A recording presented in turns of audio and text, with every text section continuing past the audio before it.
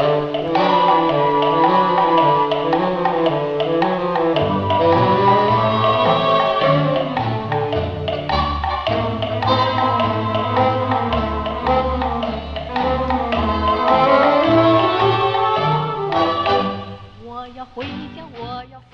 decided to come home this Thanksgiving.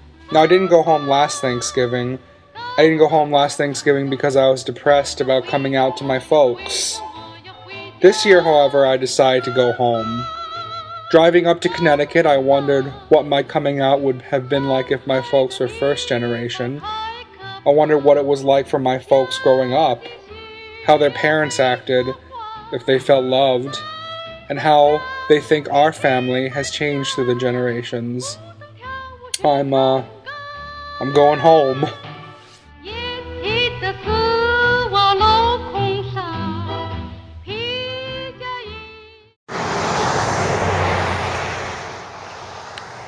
I'm a third-generation Chinese American. That means I was born here and that my parents were born here as well. When I was younger, I didn't like very much being Chinese. I would tell people that I'm not Chinese and that I'm American. I guess it's due to some Amy Tan-like self-hatred. I don't know. I really didn't know too much about Chinese stuff growing up. Or at least if I did, I thought it was just normal stuff. Like, I thought that calling money Chen was normal. Oh, hi. Happy Thanksgiving. How are you doing? This is my mother, Dr. Rose Yu Chin. She's from Washington, D.C. circa the 1950s. She's a doctor. Yes, I know. And how was looking at the house? That means she prepares for Turkey Day by calling relatives rather than cooking. That's great. See?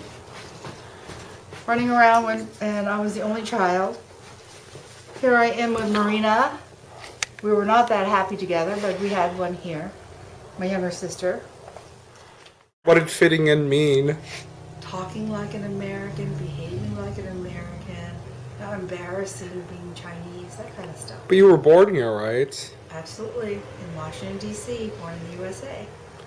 Of course. And what do you think it means to be Chinese American? Well, it's meaning to accept both parts of you. And I think because my parents were working all the time, I never saw them. And so whatever Chinese I got in terms of influence, it was more something I was embarrassed about because no one really explained those things to me. So I just try to be as an American as possible. And I think I try to pass, except every time I go to work, even these days, people like say, you know, oh, can I, what part of China are you from? And all sorts of things. And do you know Kung Fu and all that? It's ridiculous. Kung Fu? Yes, and they will call you Dragon Lady. It's just absolutely ridiculous. I bet you he's drinking my last Coke and he doesn't care. Yeah. This is my pops. I thought you were drinking the diet stuff. Are you taking us? He was born and raised in San Francisco, California, during the 1950s and 60s. We are a family of very low middle class. We live in the dumps. And what I have been eating is peanuts because it's cheap. I bought these little here. See, these are the cheap brand of peanuts. I'm having that with coffee. Coffee is... I call him Pops because I heard it in a Charlie Chan film. What are you laughing at? It's true. What do you think it means to be Chinese American? Half-breed. Juxing? Juxing. What does juxing mean? It's a string on a bamboo pole.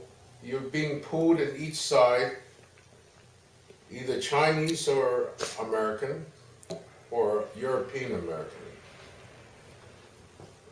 And you're not accepted anywhere.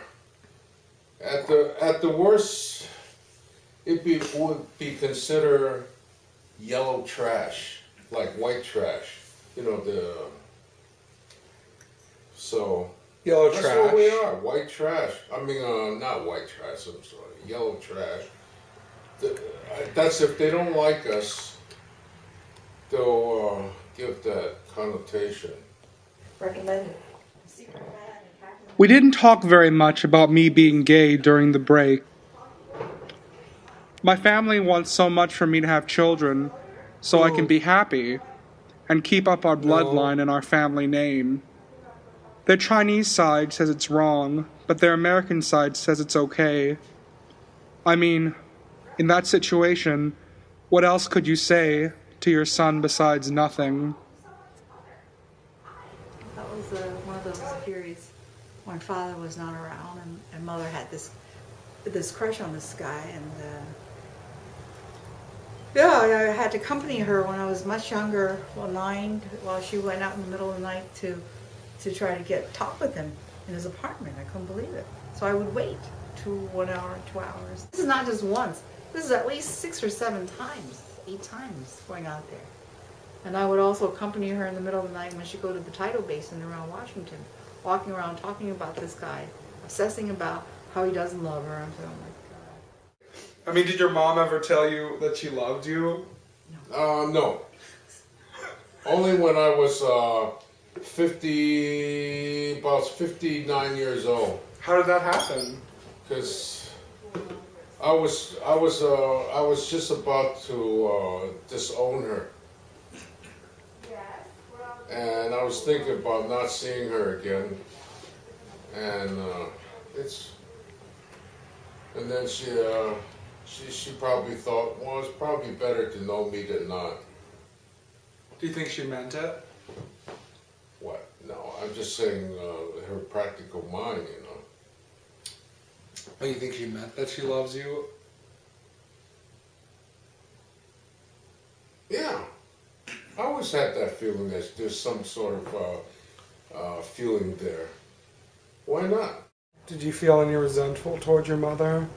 Much like, yes. When I was older, when I was in college, I was very resentful about her hysteria, her immovability, and I was very angry with her. For those years before she passed, I was very angry with her. You speak to your father, every time we're on the phone, we're very angry with her. Because there's not that peace.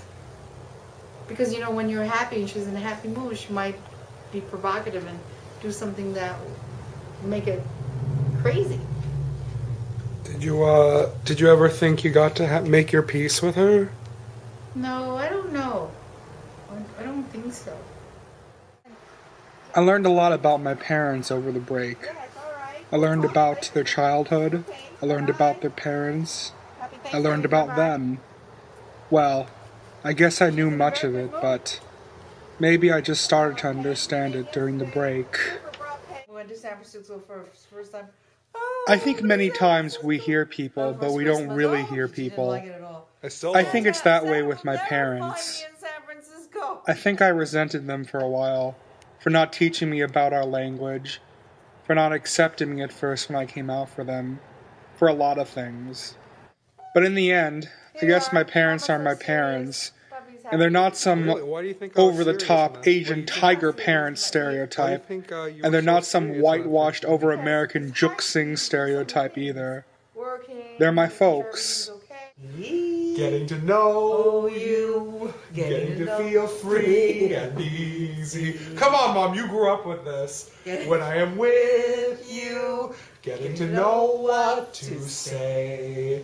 Haven't you noticed? Suddenly I'm bright and breezy because of all the beautiful and new things I'm learning about you day by day.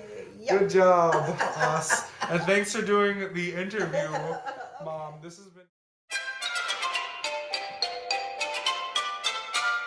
Chop suey, chop suey.